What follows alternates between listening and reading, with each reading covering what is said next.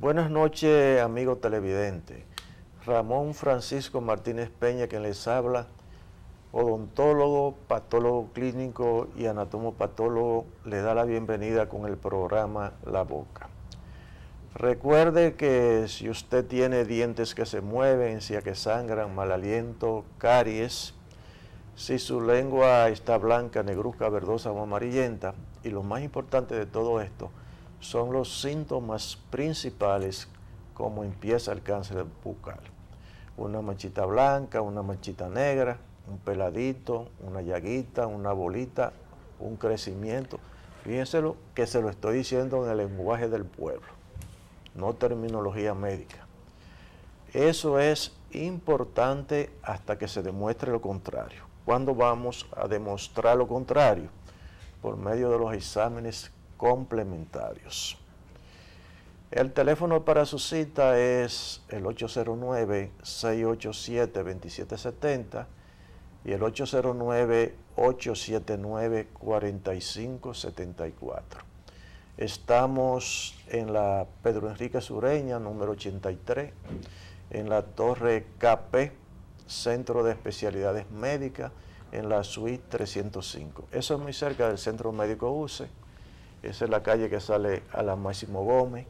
Trabajamos de lunes a viernes, mañana y tarde, y los sábados en la mañana, siempre previa cita. No se me aparezcan sin cita, porque pueden que no me encuentren.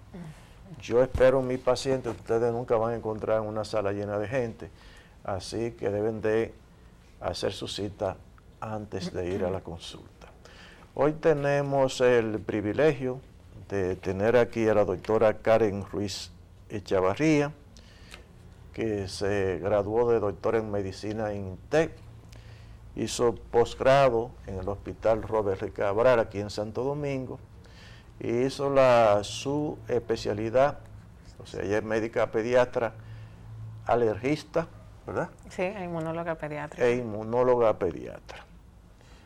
¿Por qué no nos amplía un poquito más de eso de alergista e inmunóloga pediatra? En términos sencillos para que la gente entienda. Claro, bueno, yo hice pediatría, como dijimos anteriormente, entonces después fui fuera a especializarme en alergia e inmunología pediátrica. Las alergias como tal son reacciones exageradas del sistema inmunológico en pacientes que tienen una predisposición de hacer alergia. Por eso hay pacientes que sí hacen alergia y otros que no, porque es algo que viene genéticamente ya programado, por decirlo así. Y la inmunología es la ciencia, sobre todo a nivel pediátrico, que estudia las inmunodeficiencias primarias, que son los defectos innatos, es decir, los pacientes que nacen con defectos del sistema inmunológico, que sus anticuerpos, sus defensas no están bien desarrolladas, entonces por eso hacen una serie de complicaciones o infecciones de repetición, entonces también nos especializamos en esa parte. Doctor, ¿usted cree que aquí en República Dominicana hay muchas personas que conocen de su especialidad? O sea, de gente que se haya dedicado a estudiar medicina, que después se hace pediatra y que después hace una subespecialidad en alergia, pero específicamente para niños. ¿Usted cree que hay muchos dominicanos que tienen ese tipo de conocimiento? En general no. Porque o la mayoría de la población dice, yo me voy a un alergista, como dicen. No, en general no, porque no hay cultura, no hay mucho conocimiento sobre esto.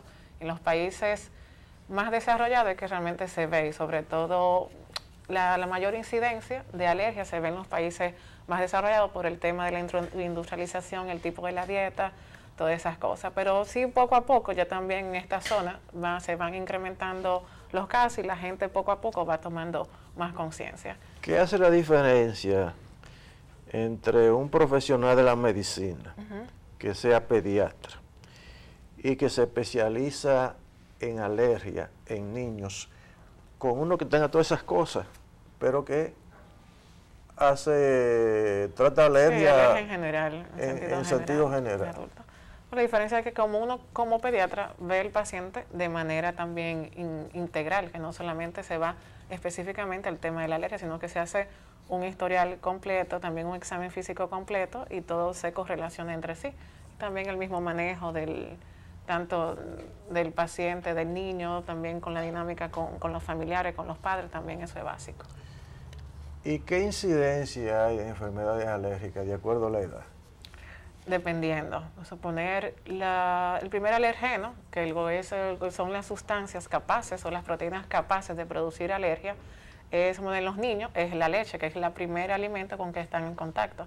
Entonces, dependiendo, las alergias alimentarias Perdón, ¿esas son pápulas? Sí, esas son pápulas o comúnmente como la conocemos como ronchas, sí, que son característicos de una urticaria como tal. Tenemos alergia frecuente aquí por penicilina en niños, sobre todo inyectable. Sí, pero realmente es menos frecuente de lo que se piensa, porque muchas veces se confunde con lo que son los procesos virales que se ponen los antibióticos en contexto de alguna infección. Entonces hay exantema, que es una de las manifestaciones clínicas en la piel más frecuente en niños. Entonces muchas veces se confunde de una reacción al medicamento, al antibiótico, y el paciente se encasilla como alérgico al antibiótico. Y por eso es muy frecuente, pero la verdad que no es el porcentaje de lo que se piensa, y la mayoría de la gente dice, soy alérgico a la penicilina, pero cuando se hacen los estudios, inclusive todos los estudios, los metaanálisis que se han hecho en pacientes, ponte que se descartan la mayoría, porque no es así. Y en su experiencia hospitalaria, ¿usted ha visto alguna defunción por un shock anafiláctico relacionado con la penicilina? Eso hablaba, en las residencias solamente vi un caso de una adolescente que sí le acaban de poner en lo que es consulta externa, que hay un área de cura, de poner el medicamento, y sí hizo un shock anafiláctico secundario a la administración de penicilina. ¿Y falleció? Ese falleció. No dio tiempo en el proceso, falleció. ¿Qué tiempo promedio hay, por ejemplo, para llegar a ese cuadro ya letal? Si un shock anafiláctico es casi de manera inmediata. En minutos lo que transcurre. ¿La adrenalina podría ayudar a algo? La adrenalina es el medicamento ideal para uno salvaguardar esa reacción grave. O sea, realmente anafilaxia como tal, que es lo más temible es el shock anafiláctico, que ya es lo que llega a la muerte, a la mortalidad del paciente. Entonces, el medicamento preventivo para evitar llegar a esa condición grave es la adrenalina, y se debe de poner de manera intramuscular, que la mayoría de los centros médicos, y todavía los médicos tienen el conocimiento errado de que se pone subcutánea, y no debe de ser. Intramuscular es profunda. Intramuscular profunda. Y podría transcurrir una reacción alérgica de una manera más lenta en un paciente que haya sido medicado con penicilina, pero en forma de cápsula, que en una inyectable. Si es alérgico, va a ser la reacción independientemente de... Pero va a ser dosis dependiente, dependiendo de la cantidad y la misma predisposición que él tenga. En el contexto también de que también se haga, porque hay cofactores, hay cosas también que a nivel del sistema, del organismo, aumenta la absorción también, ya sea en este caso del medicamento, y eso puede afectar más o menos la reacción. ¿Cómo podríamos clasificar las alergias? Las alergias, las alergias, dependiendo la severidad que tenga una reacción, puede ser leve, moderada o severa. Y las alergias como tal, todo lo que hay en el ambiente o todo nos puede causar alergia.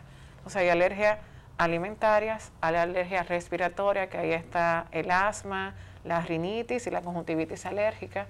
También está, como los casos de la piel que estamos viendo. Hay, he visto imágenes sobre prurigo por insectos en niños, que son las alergias por picaduras de los insectos. Están las urticarias, o también acompañado de angioedema, que cuando ya las mismas urticarias, la misma hinchazón que se produce en el cuerpo, profundiza más los tejidos, más profunda la piel, y causa la hinchazón, sobre todo sobre personas que vemos hinchada a nivel facial, a nivel de los ojos, de la boca. También están las alergias a los medicamentos. Cualquier cosa en el ambiente puede causarla como tal. Aparece mucha alergia aquí en el país, alergia a la lactosa. Ahí es un error. No se hace alergia a la lactosa. No. La lactosa es un azúcar y se hace intolerancia. Se hace alergia a las proteínas. Entonces hay alergia a las proteínas de los alimentos. Exactamente. Ya la lactosa viene siendo una intolerancia, porque son pacientes que no tienen la enzima para digerirla, que es la lactasa. Entonces una deficiencia de esa enzima, no se digiere la lactosa, entonces por eso vienen los síntomas básicamente que son gastrointestinales. Esa es una pregunta capciosa, Sí. precisamente porque es posible que se la hayan Sí, hecho en general, con mucha sí, frecuencia, sí. ¿no? Inclusive hasta a nivel médico está el concepto y no debe de ser. ¿Y qué hacer en un paciente que sea alérgico a la leche? Porque hay muchos tipos de leche, hay leche hasta de plátano y de guineo. Pero la más común y la primera que estaba Y en de contacto, soya. como le dije anteriormente, exacto, es la alergia a la proteína de leche de vaca, que es la más frecuente y la que tenemos acceso todos. O sea, básicamente, primero es la clínica. La clínica es lo que pondera, una historia clínica bien hecha. También se hacen lo que son las pruebas cutáneas a la leche, con todo el desglose de cada proteína de la leche y dependiendo también cuál sea. Hay una que es la mayor, que es la caseína, que es la proteína que está en mayor porcentaje en la leche, y esta es la más alergénica de todas. También se hacen IG específicos, lo que se llama el RAS, que se hacen en sangre para ver qué nivel de ese alergeno, de esa proteína, hay en sangre, en pacientes que tengan esa predisposición y que se sospeche de esa alergia. ¿Se cura la rinitis alérgica? Se cura, sí, hay... ¿Se cura? Sí, en un sentido... Mire que sí. forma parte de muchos síndromes. Sí, también. Pero bueno, hay varios... Y cuando forma parte de un síndrome, entonces como que es más complicada la cosa, creo yo, ¿no? Sí, pero realmente la rinitis es... Saquemos los corticosteroides.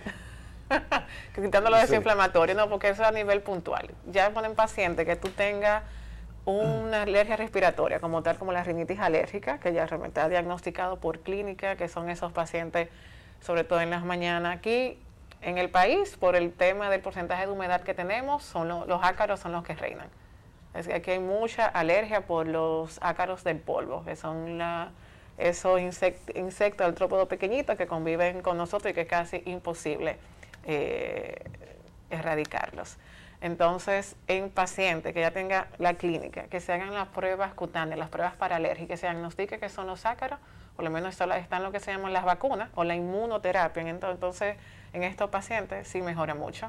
Son los extractos de las mismas proteínas de los ácaros, que el paciente es alérgico, se van dando dosis crecientes de vacuna para cambiar el sistema inmunológico, para cambiar esa respuesta, entonces el paciente ya tolere eso y deje de hacer los síntomas. Doctora, yo he conocido personas, pacientes que han pasado por todas esas cosas y siguen igualitos. También depende de la edad que se comienza. Mientras más pequeño, mejor respuesta. Ya en los adultos es diferente. En Estados Unidos, en Washington, sí, cuando florecen, los pólenes, pasa que aquí tampoco no tenemos estaciones tan marcadas como en Europa, en los Estados Unidos. La ciudad, precioso, color azul. Sí, rosado, oiga, pero amarillo. hay una incidencia, pero hay gente que le da unas reacciones alérgicas tan fuertes que le afecta a los ojos. Sí, totalmente, la calidad de vida rinitis, empeora mucho, sintomatología sistémica que produce. Y yo le digo que hay gente que ha pasado por todo eso. Yo tengo una experiencia de un pariente que se trataba con el médico de Bill Clinton en Washington. Okay. Y yo viajé con otro pariente, hicimos una cita para tratar a esa persona allá. Y yo le dije, tú vas a ver que te va a indicar corticosteroides, porque siempre indican corticosteroides. Sí, empezó el spray y una cantidad de cosas. Mejoró 3 meses. Oye, desde que dejó el tratamiento, ahí volvió el problema. Pero ya también, aquí no hay la estadística de los pólenes por el mismo tema. Es casi imposible. Pero en los países Pero esa reside aquí. Ok. Y aquí también le afecta de la misma manera. Todavía está así. Ok, por eso ya está lo que se llama polisensibilizada, que además del polen, solo tiene que tener ácaros o otra sensibilización. Conozco un caso también que se curó. Esa persona vivía en la zona colonial. Okay. Y cambió de vivienda. Oye, esa fue la mejor remedio. terapia. El mejor médico fue la mudanza. Sí. Es así, no, porque es el tema ambiental muchas veces. Y la alergia respiratoria, como la rinitis o la conjuntivitis alérgica y el asma, son problemas alérgenos ambientales.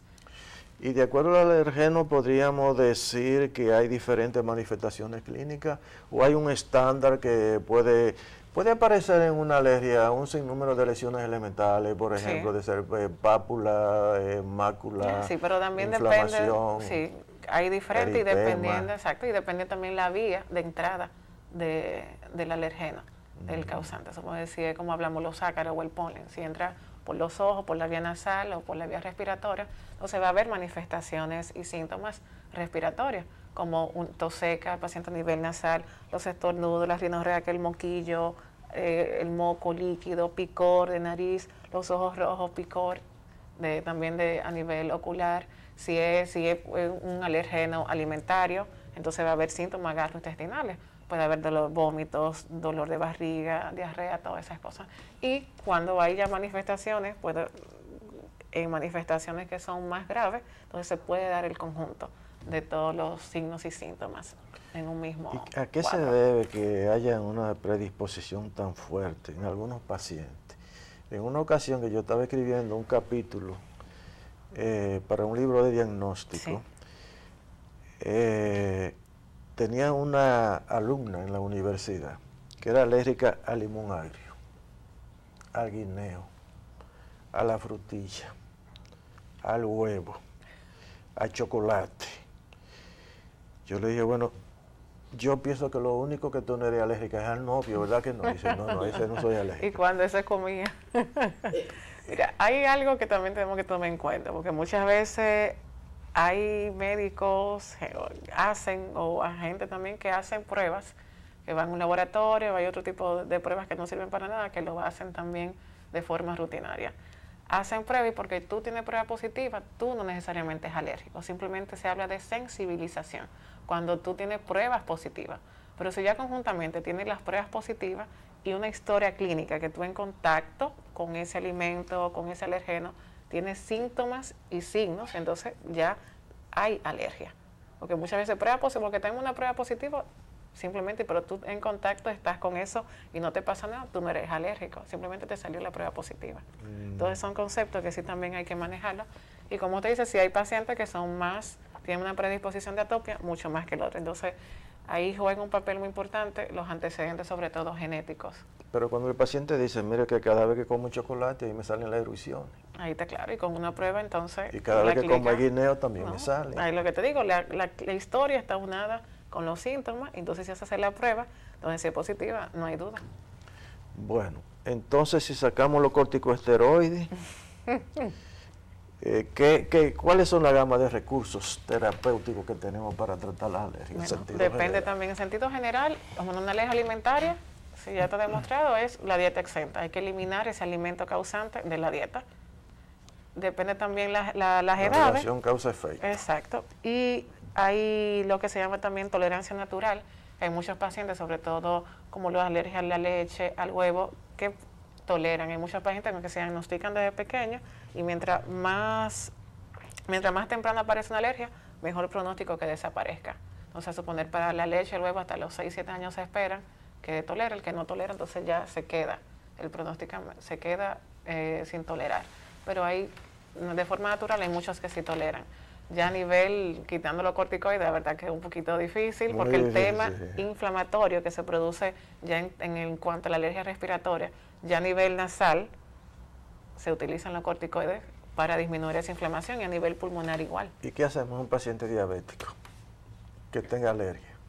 No, se pueden utilizar a nivel nasal. Ya es diferente porque lo que casi se utiliza, no se recomienda, es a nivel sistémico, que es muy diferente. Usted sabe que el uso de corticosteroides durante mucho tiempo puede hasta provocar una diabetes, sobre todo cuando es tomado. Pero cuando son a nivel sistémico. Los inhalados, la verdad, que no tienen los efectos secundarios de esa porque manera. se absorben igual por la mucosa. Se absorben, depende de la dosis, la concentración, el nivel de exacto. Y la mayoría de los inhalados, de todo lo que se inhala, solo a pulmón lo que llega es un 9%, que muchas veces hay lo que se llama una corticofobia todavía a nivel médico, a nivel poblacional, pero un esteroide bien utilizado da muy buenos efectos. En su práctica hospitalaria, ¿usted tiene casos de que ha habido que internar a los pacientes? por La verdad, reacción a nivel privado, yo no he hecho el primer ingreso todavía. Ah, esa es buena noticia. La verdad, si las cosas se pueden manejar ambulatorias. ¿Cuáles son las cosas que más ves? Alergia, no, niños que hacen muchas bronquitis de repetición, es decir, muchos procesos, muchos broncoespasmos, que ya los padres también llevan cansados de tantas nebulizaciones, de tanta bombita, de tanto ir a las emergencias, nebulizar. Eso aquí, por el mismo tema ambiental, lo que hablaba ahorita, hay mucha alergia respiratoria. ¿Y se podría complicar?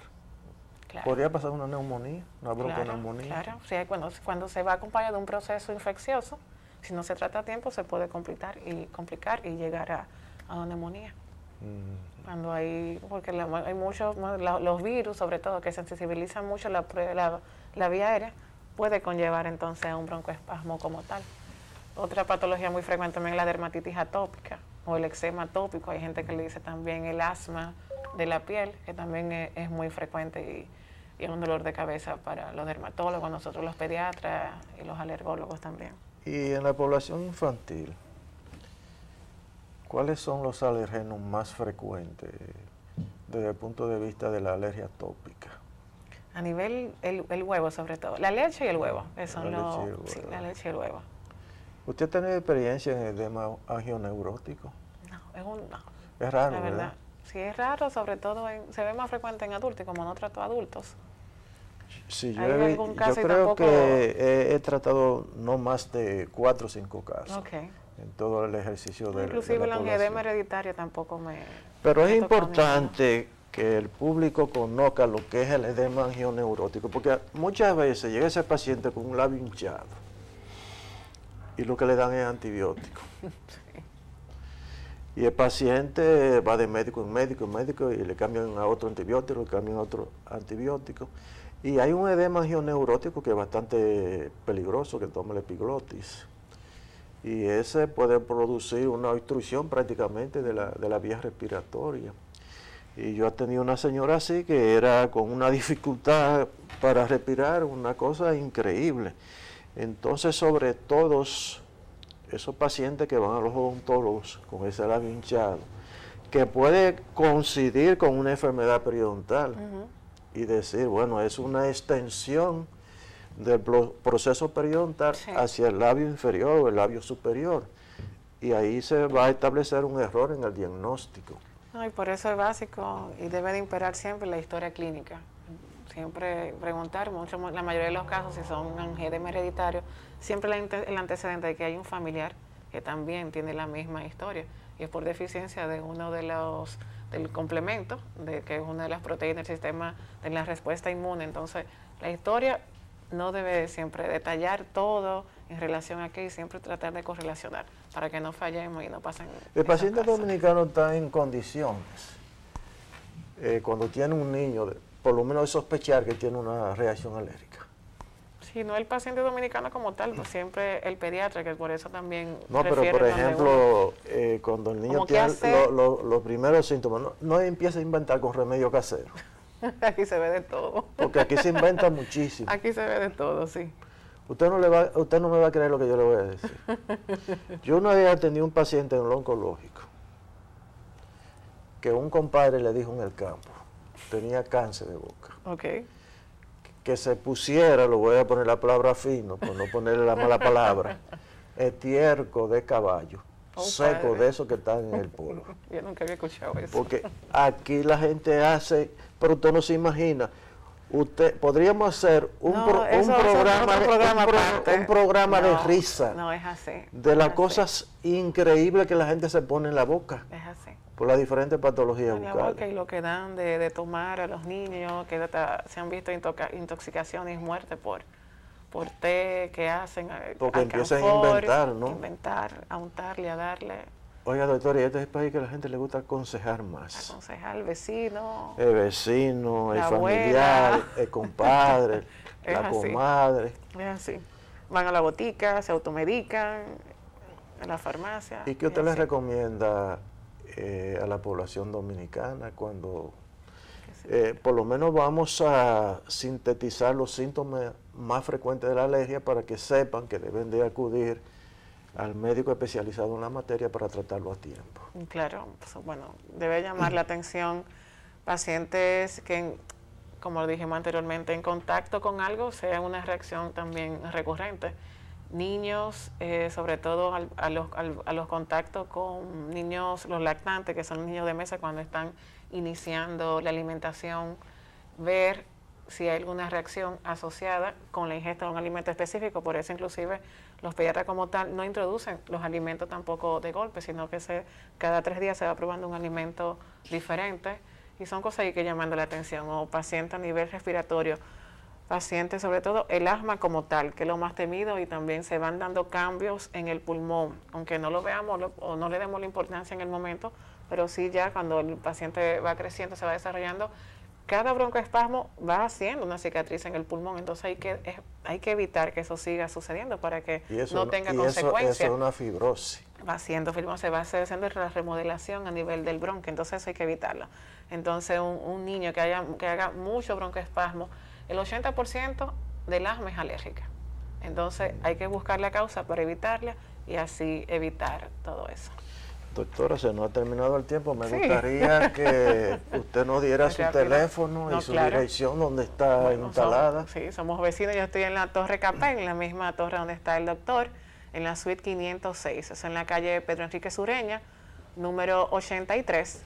Y el teléfono del consultorio, estamos en la unidad pediátrica de alergia e inmunología clínica, conjuntamente con otra compañera que tiene la misma especialidad que yo, que es la doctora María Rojas.